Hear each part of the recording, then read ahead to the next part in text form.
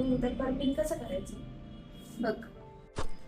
बाळाला दूध पाजल्यावरती त्याला होल्ड करायचं असं. हा, एक हात आहे हा असा ठेवायचा खंबेवर, एक हात मानेला सपोर्ट करण्याकरता, आणि त्याची मान आहे ही आपल्या खांद्यावर घ्यायची. हा हात इकडे राहील, हा हात असा राहील, मान एका साईडला राहील, की जेणेकरून बाळाचं नाक नाही दाबणार.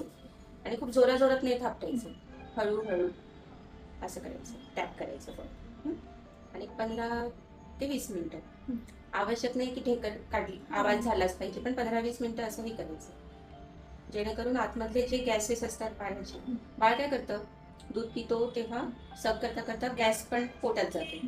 मग त्या गॅसेसमुळे पोटामध्ये अनइझीनेस होतं गॅसमुळे, त्यामुळे थोडं क्रँकी होतो, ब्लोटिंग होतं.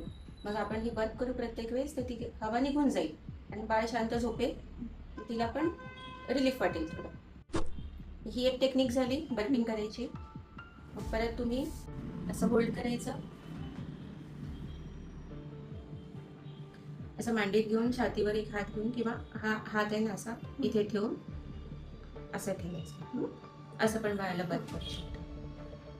ओके, जोराजोरात थापटायचं नाही, फक्त असं टॅप करायचं.